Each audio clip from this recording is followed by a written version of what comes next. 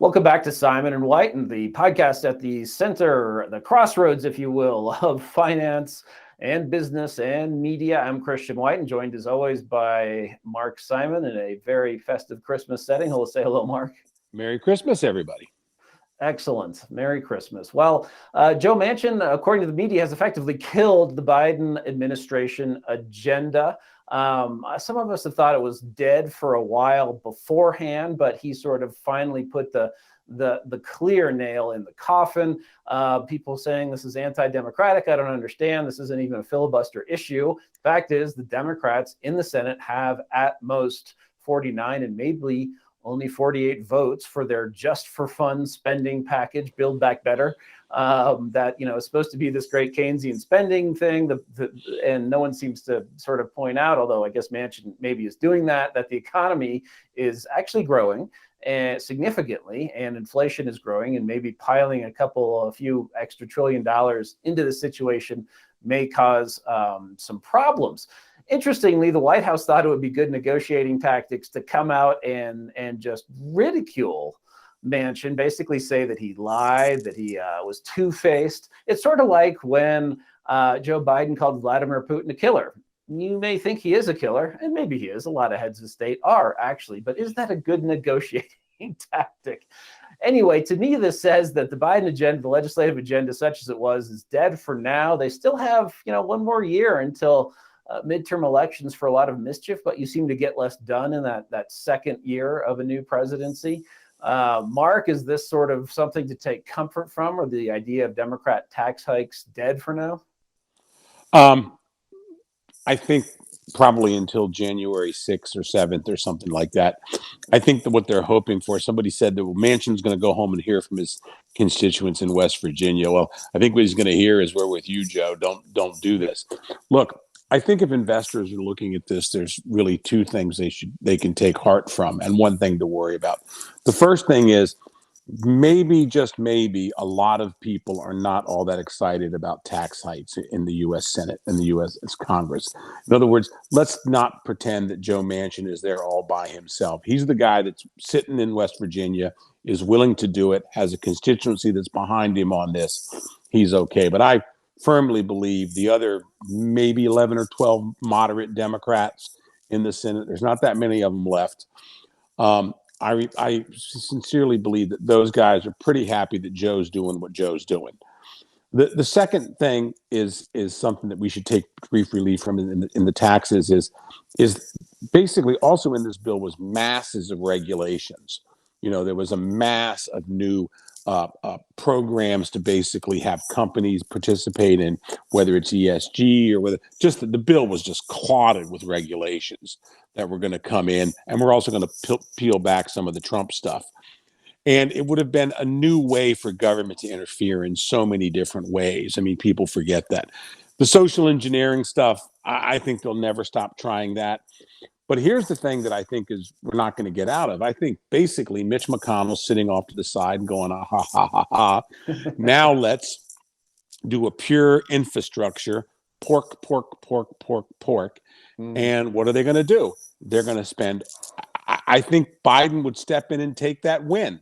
And then, of course, he goes, how does he vote against it? If McConnell proposes this $1.5 trillion infrastructure program, steel, bridges, railroads, whatever the hell they're going to build. If he does this and they put it through, who's going to vote against it? They're going to have to get something done. So everybody gets all the roads they want. Everybody gets the bridges, the highways, and everything. At the end of the day, maybe we get some positive things out of it. But the inflationary measure is going to be huge. We've already got too many jobs chasing too few workers. We've got too many projects chasing too few raw materials. You just throw this money in there again, and it is going to be Katie bar the door in terms of inflation. I'm not one of these guys that believes, this can add 150 basis points to inflation. I don't think people care about 50 basis points to inflation. Mm-hmm. And I'm a believer that inflation doesn't go up 50 basis points. I believe inflation goes up 4%, 5%. Once nobody sits around at their office and says, like when I'm running hotels, can we take our rates up? Can we take our room rates up 55 basis points. No, I say, can we take them up 5%, 6%? When Right. somebody goes in their boss's office and says, I'm looking for a raise. I was hoping I could get 65 basis points off my raise. Nobody, nobody does that. That's not the way it works. Campbell's Soup doesn't do stuff like that. You know what I'm saying? I mean, I know that area. I know all those areas. So inflation is going to continue to rise. Maybe the people that own their houses, as we saw before we were talking, we learned that 66.6%, the devil's number, 66.6% of Americans own their homes. So if you're a wage earner and your wages are going up and you own your home, hopefully you're doing okay. But a lot of other things are going to go up too. I think really when you have bad policy and bad ideas, which I think the Democrats have bad economic ideas. I think when that happens, you don't get, no matter how you mix it, no matter how many bows and ribbons you put on it, it doesn't work. All right.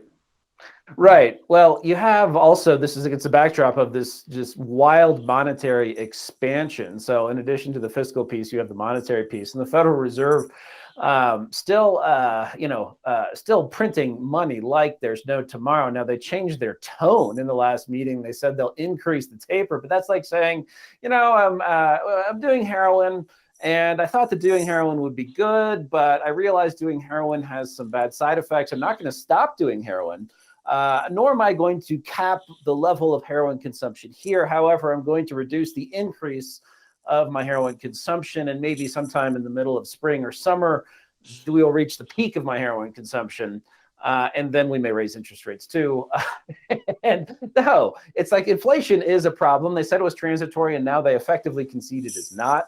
And so the answer should be end of monetary stimulus. M2 should go flat. And interest rates should really go up immediately, and that's not happening. So you really do have the stage set for stagflation, or certainly at least continued financially or fiscally and monetarily driven inflation. I don't see the soft landing coming. My primary fear is with this recent COVID surge, which is going to basically mean we take all these payments into March. In other words, I was looking at up in Canada, and so Canada, our hotels just went to 50% space for dining. In other words, now you could, if we had 100 people in the room, now we can only have 50 people in the dining room. So that hurts you pretty badly. You have to do some other things. It's bone crushing to our waiters and waitresses, because quite frankly, December is a huge month for the F&B industry. It's massive. That's where you make this. Everybody's out partying. They're spending money. They're tipping big. End of the year is happening. It's a big, big time. But what we've seen is, and what we've continued to notice is that essentially this wage inflation is not bringing people back to the workforce. Mm-hmm. We are not picking up the phone and saying, hey, we were paying $17 an hour. Now we're going to pay $19 an hour. And then everybody came back. That's not happening. We're retaining people with that. And we're getting some new people to transfer over who are at places that don't pay as well as we do. But that we're seeing people come back out of the, out to the workforce. I think that's not happening. My fear is that what happens is, if we have a slowdown, we're going to see businesses say, okay, wow, it's really slowed down. And then we're going to put more people on the street. But, basically, one of the things we're looking at the labor market is probably all the way through March. We're again going to have people with no incentive to go out because, the Omicron is what has Ben Shapiro calls it, Omicron. I can't even say it right. The O disease, whatever it is. It was supposed to be G, so let's call it that. It's supposed to be G. But what's going to happen is so, once you say, okay, it's a crisis, well, the crisis has got to have a run period. So let's say its crisis is December 20th. Well, we're going to keep it a crisis until February 1st or whatever it is. And then we'll cut off payments. You can't cut off payments February the next day. Oh, the last payment will be in March. Okay. So people who are sitting at home are not going to have any incentive again to go out and work. So, the labor market is going to continue to stay tight. It's going to continue to be problematic. I just don't really have a lot, to be honest with you, a lot of faith that inflation is going anywhere but up. And it's not, and like I said, it's not going to be 55 basis points. You know, so.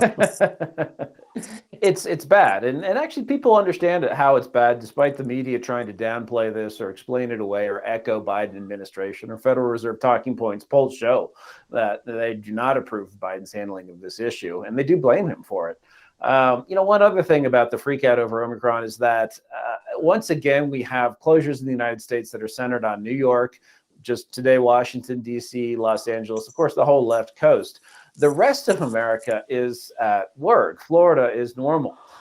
Texas is normal. Here in Colorado, even though we have a Democrat governor and a Democrat legislature, he basically said the crisis is over. And you remember the crisis was originally, we just have to make sure that people aren't turned away from emergency rooms. That's because after 2 years and nearly $10 trillion spent on this, if the government hasn't fixed that problem, I guess they probably never will. I mean, did none of that money go to expanding emergency rooms or having overflow capabilities No. for this or the next pandemic? I think first of all, I will give props to your. I'm talking like a youngster. I will give credit to your governor of Colorado, who I thought basically said, look, I'm not going through this again. In fairness, the governor of Virginia, Northam, just kind of said the same thing, just not as eloquently. Here's the thing. Let me tie in Joe Manchin to this. Have you noticed the people that say Joe Manchin's a threat to democracy tend to all be liberals, and not over this issue? They can't believe this. We can't believe that. And I'm going to myself, I'm thinking of let's go back to the 7th grade or maybe the 4th grade when they said the state of Virginia has 2 senators. The state of West Virginia has 2 senators. You people in New York have 2 senators, and those are your 2 senators. Okay? Those are your 2 senators.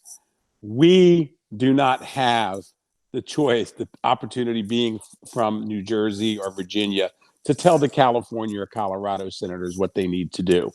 But somehow these people in the blue states think they have Joe Manchin has to do their bidding for them. You know what I'm saying? And I tie this in because that's the mentality I'm seeing now, where people, as you said earlier, before maybe the people weren't listening, you said earlier, like all these reporters are in LA, notice the zip codes, LA, New York, DC, San Francisco, the 4 zip codes, and they think the world revolves around them. Well, what's happening is the world is not revolving around them. So if I'm an investor, here's what I'm telling people. First of all, 2 things. First of all, if you have any real estate exposure in blue states, get the hell out. And I'm going to be one pretty soon, and I'm already getting out of some of theirs.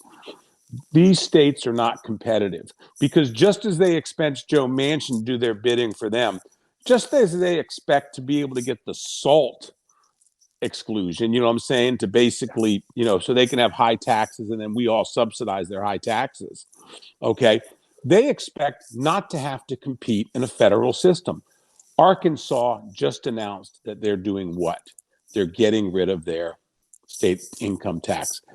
The state in the Northeast that says no more state income tax will soar. But this is my point. All these blue states are losing people. With losing those people, they're going to be losing congressional districts. They're also losing their most productive people. Okay, now besides the homeless that go down to Key West to winter, for the winter and then go back up. The fact of the matter is the go-getters, the people that care about their money, they're going south. And so, for example, we have a friend, bank. She's in New York representing a bank in Arkansas. So her partners are going to be paying 0 state tax. She's going to be paying 11% tax. What do you think she's going to be looking to do in the near future? Probably Florida or probably someplace else. What people are seeing is the federal system working in terms of states being more competitive with each other. If you're investing in real estate, I would start chasing the states that are looking to be competitive and not the states that are not being competitive. And you can almost draw an investment portfolio based on who has the harshest COVID shutdowns, because it's that regulatory mindset all the way through. It's the same people. It's the same people all the way through. You can see it. And it makes it hard because if you've got a state like Virginia where you've got all the communist up where I used to live in Falls Church in Northern Virginia, but then you go down to Southwest Virginia where my younger brother was a fire chief. There's two different states. So, maybe you do invest down in Southwest Virginia. New York, unfortunately, your problem in New York is that essentially the state legislature is controlled by now the city. Yeah. But that may change. A Republican legislature in the state of New York is actually a pretty good thing. But, is New York City, is really anybody? I mean, people always say New York City's coming back. And I'm always like, I'm not so sure about that. Is anybody really moving to New York City? Everybody talks about people leaving. You know what I'm saying? Mm-hmm. The real thing is there was a really good study. I can't remember. I saw it the other day. It's California. Yes, people are leaving California, but the real thing is nobody's coming. Right. Except for, I hate to say it, low-wage immigrants, which is fine as demographics, and maybe the state will turn it around, but, nobody's paying for anything there. So if I'm an investor, I think the red states, the case is just becoming so obvious now. Right. And with the shutdowns, this applies to countries too. I mean, I'm just sort of shocked. Israel has a very high rate of vaccination, and they're the first to shut down, except, of course, for Japan and Taiwan, which never reopened. But, it looks like this is not going to be a passing phenomenon. I mean, now when a strong flu comes through 5 years from now, these countries will be like, oh, we need to close. So, people can't do business there. People have tasted power. And it's one of the things, I have somebody very close to me, and he sits in these meetings at a state level. And he said, you literally see the people from, I would say the red areas, looking at the people in the blue. And it's like a guy said, it's like you're watching a movie and you can see the people who just want to control everything, and they're right there. And I wonder how much longer that's going to last. I wonder if it's sustainable. I mean, we're just seeing so many things, all the wokeism, all these things. So, we'll see what happens. Yeah.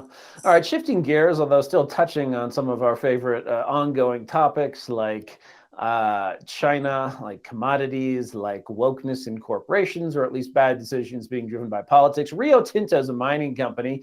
It's a UK mining company on paper. Of course, its big operations are in Australia, Brazil, some stuff here in America, all around the world. Just chose a Canadian ambassador to China as its CEO. Apparently, they bulldozed some Aboriginal structures that no one really knew were there in Australia. Just a mistake, but they figure that'll help spruce up their image, and they want to decarbonize, whatever that means for a giant mining company. Mark, a mutual friend, I won't quote the person's name, but the person said, good to see that failing upward isn't just a feature of American life. Interestingly, though, this company, if you just look at pure value, is attractive. It's only trading 5.6 times earnings, and it pays a 10.6% dividend. And, if they actually continue to produce stuff while everyone else is switching over to sunshine and bunnies in the name of appeasing the climate change gods, there may be something there. But I don't know. What do you think? So you're choosing someone who I assume is probably a panda hugger. I mean, Canadian ambassador to China to head your global corporation. Good move, bad move? What do you think? I think the only difference between these guys and Exxon is Exxon had basically civilized themselves so much that they had become, their shareholder meetings, were basically universities and it was just a very civil shareholder base. People who invest in Rio Tinto and things like that tend to, it's like watching the symphony at the Exxon shareholders meeting, and it's kind of like Planet of the Apes, at a Rio Tinto shareholder meeting. In other words, people who buy mining companies know what mining companies do. They tear apart the earth, and everybody's fine with it. In other words, like Rio Tinto. I mean, I'm sure their ESG guy is like the world's greatest liar. Yeah, we're not digging up anything for gold. So I mean, the thing is like it is a different world. It's like it's like I was describing to a friend like the difference between dealing with like investment bankers, like investment bankers or Schwab traders on the floor of a investment bank. The traders are a little bit more rough, drinking around the edges, bad jokes, and then the crypto guys, they're like the cannibals in the other room that, like, we were missing an office boy because they had him for dinner last night, and so I mean, these are the type of things that are different. Rio Tinto, though, I mean, look, this is a guy who basically took 2 years, and then what happened is in fairness, Joe Biden made the decision that we're going to get rid of Ming, and so back the two Michaels came. This guy was completely ineffective as ambassador to China. He didn't do a good job. I happened to be in Canada about a month ago. He was being debated on TV. The Canadians are incredibly nice, kind people, and this guy was getting ripped to shreds by liberals who said, "Why did it take him so long?" And essentially, we put him there.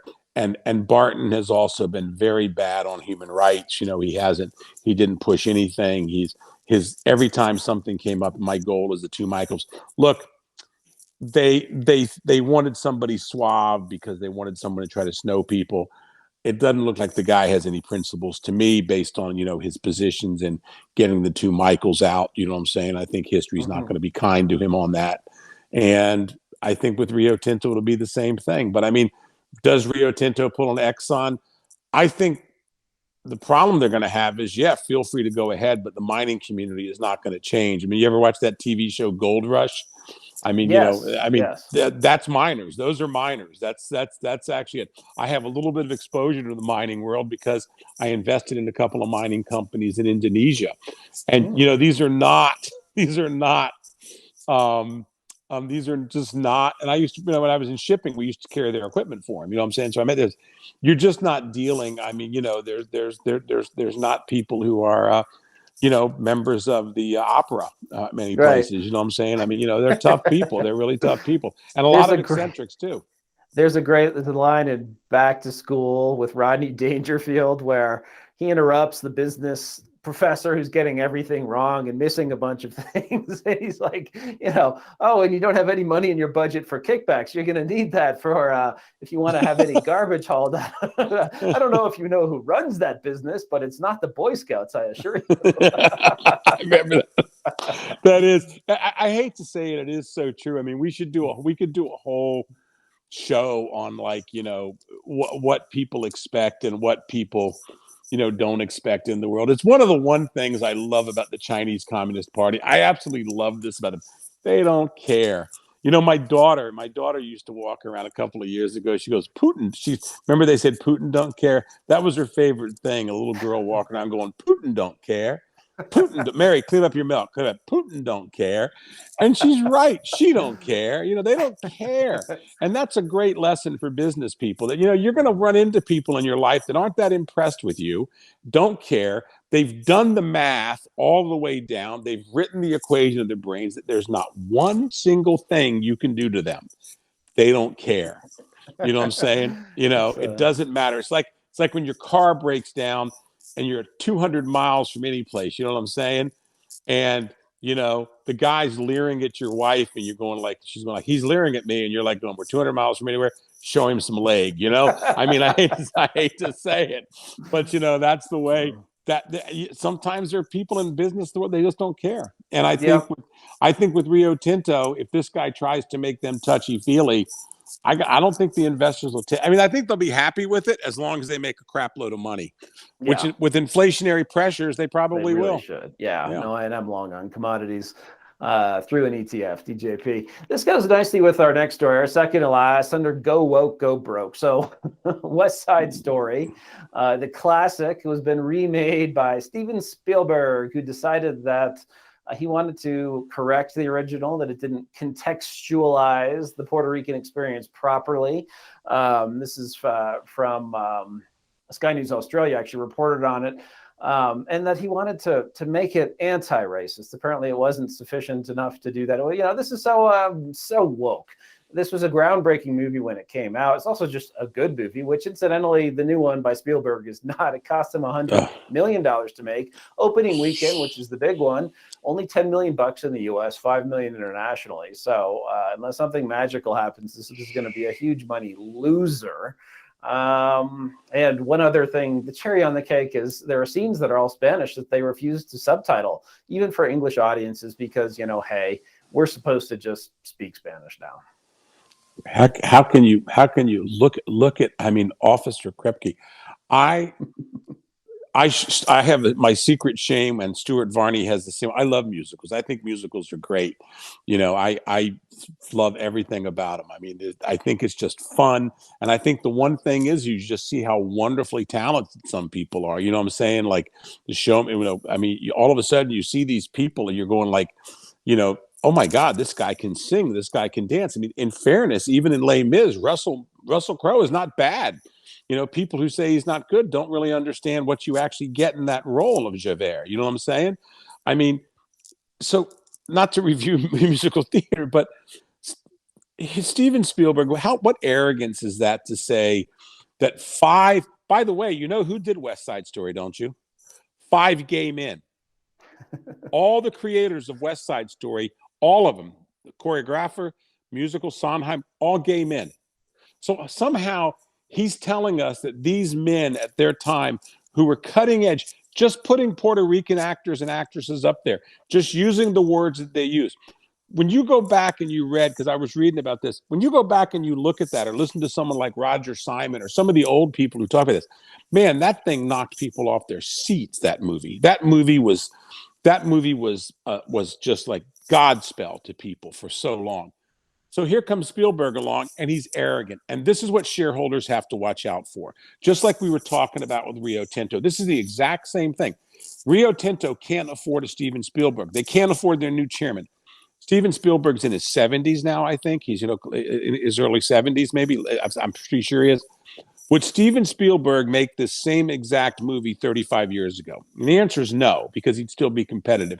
Now he's just trying to please a certain group of people. He doesn't want any grief. He's like the old man who doesn't want to argue with people anymore. You know what I'm saying? And that's what he is. I hate to say it. That's what's happening here. How could he come up with this and be so arrogant? It's because he's so rich. He's got to be a billionaire. You know what I'm saying? Okay. So he and his wife, Kate Capshaw, decide that they want to do something enlightening, and they have to do all these enlightening and wonderful things. And then what happens? What comes out? Crap. Okay. Right. The fact of the matter is the entire thing, we all know that in Hell's Kitchen and in New York City, that the Puerto Ricans, the PRs that used to, and the Irish didn't get along, and the Italians didn't get along, and they all didn't get along. And we know these things. You know what I'm saying? We know these things.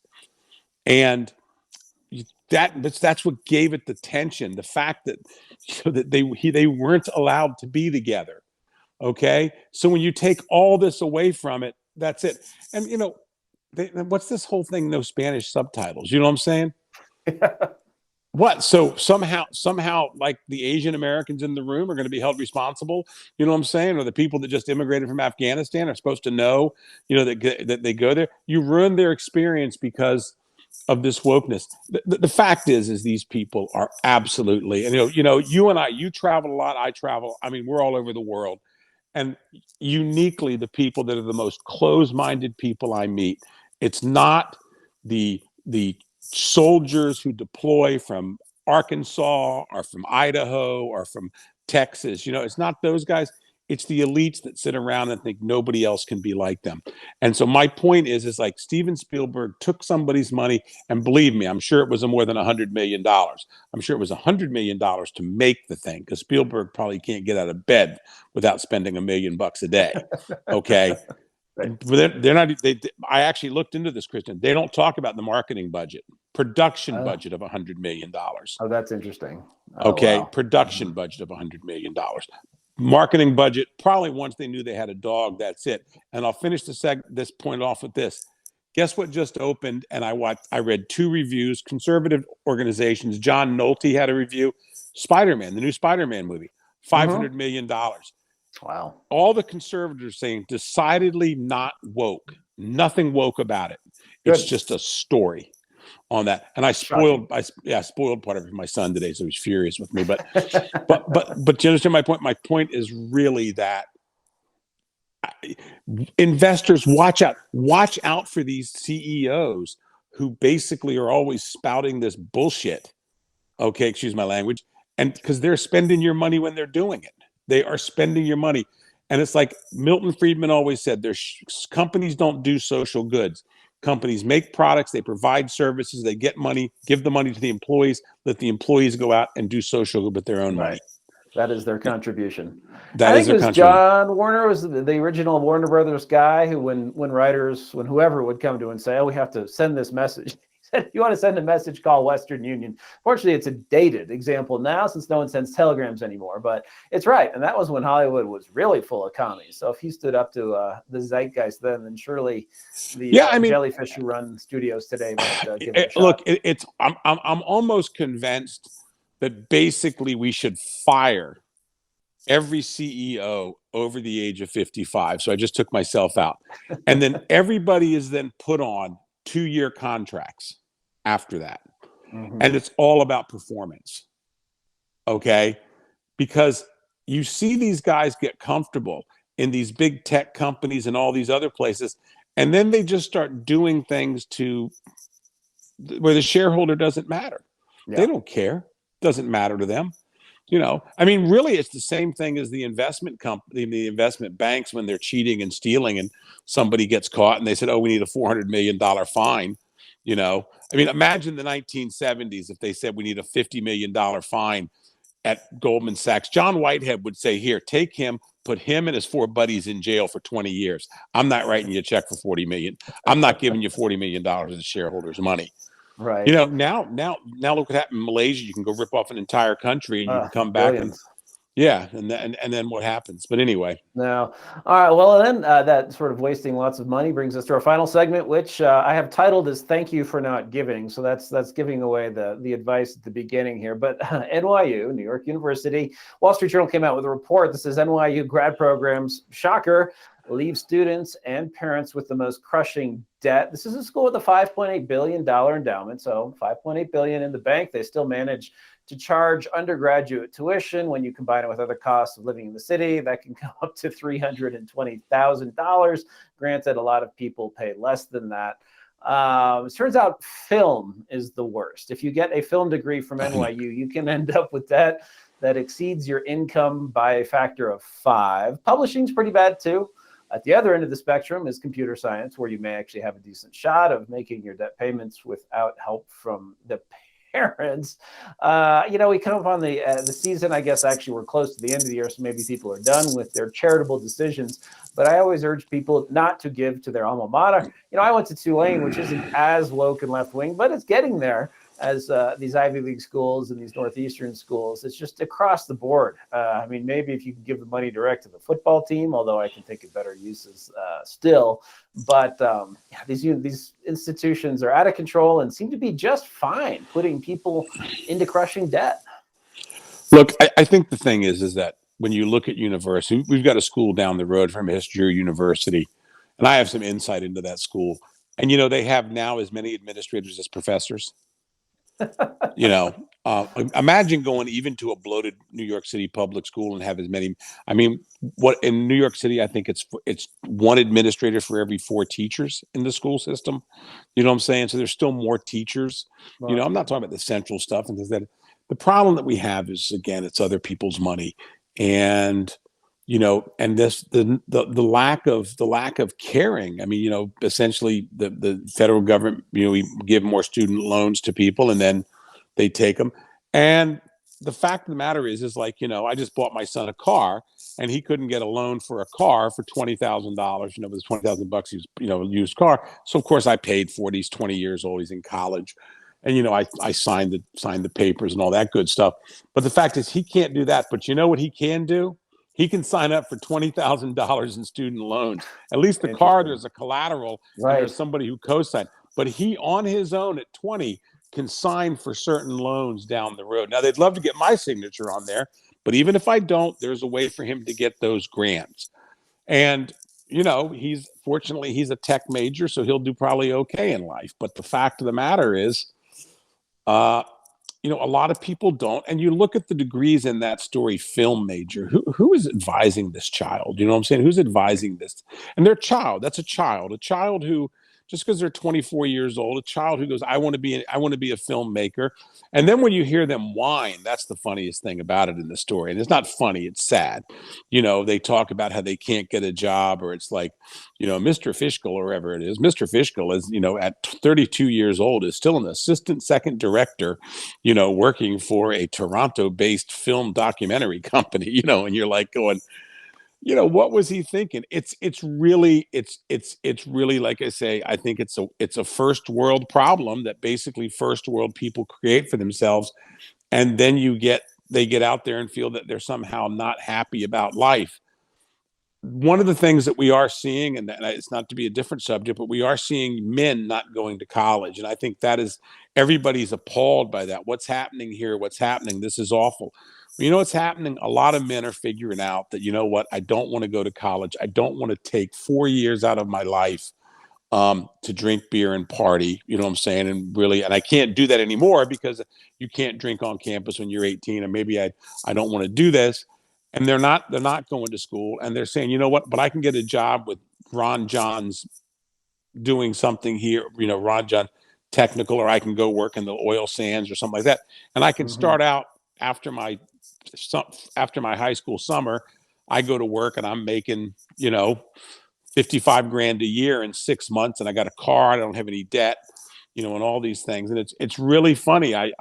We have a friend, and he's the model of the future. And Mr.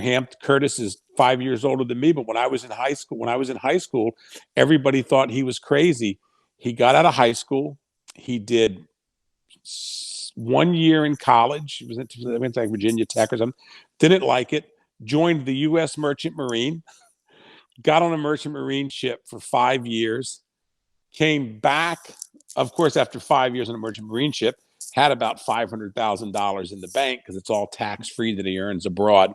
Wow. Came back to Northern Virginia, bought at the age of like 25, bought like a $400,000 house. This was like, this was 30 years ago. I mean, it's a big honking house in McLean, you know what I'm saying? Sits on like 2 acres. He was a skilled machinist, got a job down with some power company, you know what I'm saying? He's not a grease monkey anymore. He worked his way up on the ranks. He's doing fine. Guy probably I bet he makes 200 grand a year. You know what I'm saying? Still, he's probably getting ready to retire here pretty soon.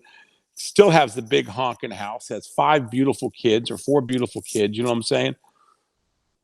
How did not going to college hurt him? Right. And I think we're going to see more and more of those stories that you don't need to go to college. It's the reason why I'm a huge fan of Peter Thiel. I just think Peter Thiel's problem was he gave the $100,000 to the kids to start their business. Is A, it's not enough, and B, they didn't know what to do. He didn't. They need to get experience. Yeah, but I read about these people at NYU, and I know.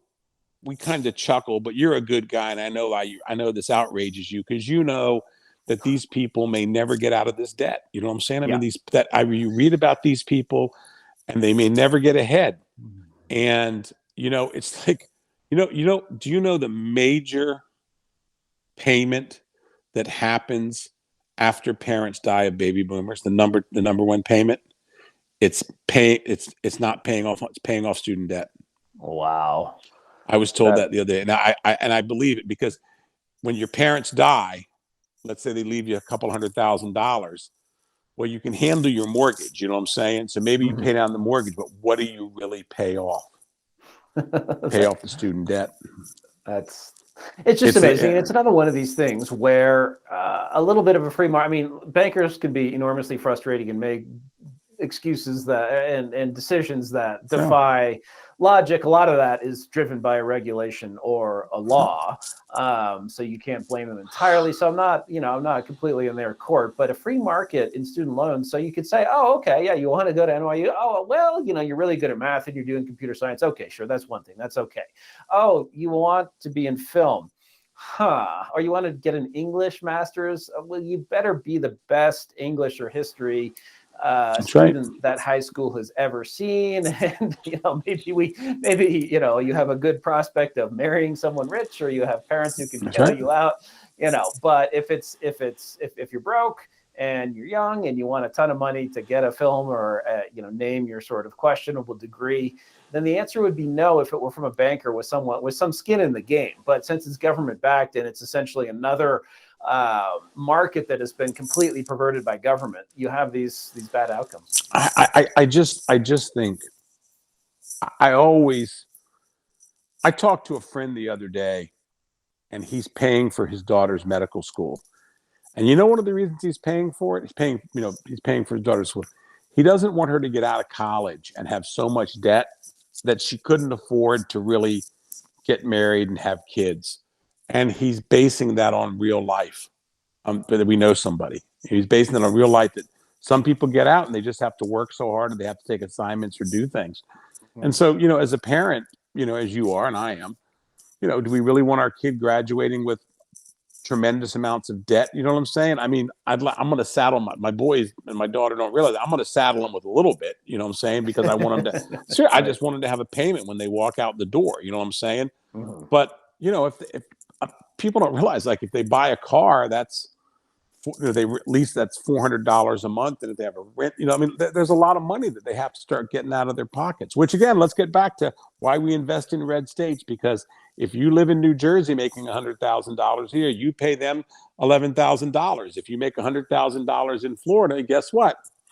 You don't pay them. That's right. No, makes a big difference. It makes a big difference, especially if it's going to be over a long term, or if you have a pop in income. Yeah, I mean, that's exactly it. But anyway, look, Merry Christmas to you. Merry Christmas, and I look forward to talking to you. And I think in the new year, since a lot of this has been practice, you and I getting this down, I think in the new year we're going to have some things to talk to people about a little bit bigger. Absolutely. And for that reason, if you like what you see, if you're watching us on YouTube, subscribe to our channel, please. If you're listening to an iPad, please follow us or subscribe in your podcast catalog, and we'll be back again soon. Merry Christmas.